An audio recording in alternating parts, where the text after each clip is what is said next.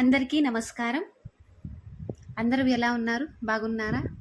నేనైతే చాలా బాగున్నానండి. మీరు కూడా బాగుండాలని ఆ దేవుణ్ణి కోరుకుంటున్నాను. మొక్కై వంగనిది మానై వంగున అనే ఓ గొప్ప సామెత ఉంది. అంటే చిన్నప్పుడే మంచిని నేర్పించాలి, చెడుకు దూరంగా ఉంచాలి. ఏం చెప్పినా ప్రయోజనం ఉండదని దాని అర్థం.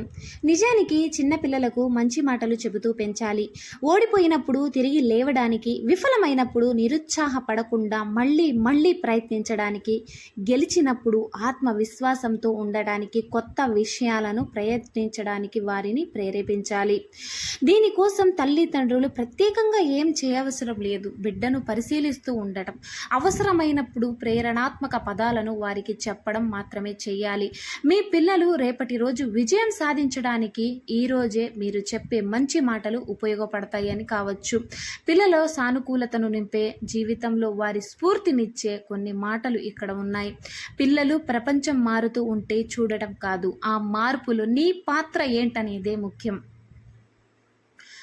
మీకు మంచి ఆలోచనలు ఉంటే అవి మీ ముఖం నుండి సూర్యకిరణాల వలె ప్రకాశిస్తాయి.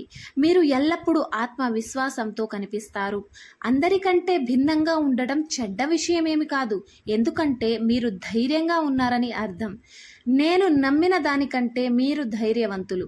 కనిపించే దానికంటే బలంగా ఉన్నారు. మీరు అనుకున్న దానికంటే తెలివిగా ఉన్నారు. ముందు నిన్ను నువ్వు నమ్ముకో. కావాలనుకున్న విషయం కోసం ప్రయత్నించి చాలాసార్లు విఫలం కావచ్చు, కానీ మీరు ప్రయత్నించడం మానేస్తే జీవితంలోనే విఫలమవుతారు. మీరు పెద్ద పనులు చేయకపోవచ్చు, కానీ చేసే చిన్న పనుల గురించి పెద్దగా ఆలోచించాలి.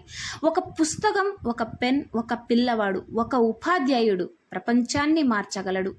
వృద్ధులు పోరాడగలరు, కానీ పిల్లలు మాత్రమే చరిత్రను సృష్టిస్తారు. పిల్లలు పెద్దల మాట వినకపోవచ్చు, కానీ ఎప్పుడు పెద్దలు చేసే పనులనే అనుసరిస్తారు. సాయం చేయడం గొప్ప కాదు, చేసిన సాయం గురించి చెప్పి మెప్పు పొందకుండా ఉండటమే గొప్ప. కొన్నిసార్లు విజయానికి మార్గం అంత సులభం కాదు, ప్రయత్నాలు మాత్రం మళ్ళీ మళ్ళీ ఉండాలి. అదృష్టం అనేది ఎక్కడో లేదు, అది మనలోనే ఉంది. దాన్ని కనుగొనడానికి నువ్వు ధైర్యంగా ముందుకు వెళ్ళాలి. వీడియో నచ్చితే లైక్ చేయండి, షేర్ చేయండి. తప్పకుండా ప్లీజ్ సబ్స్క్రైబ్ మాత్రం చేసుకోండి. ఇలాంటి మంచి మంచి వీడియోలు నేను చేయడానికి.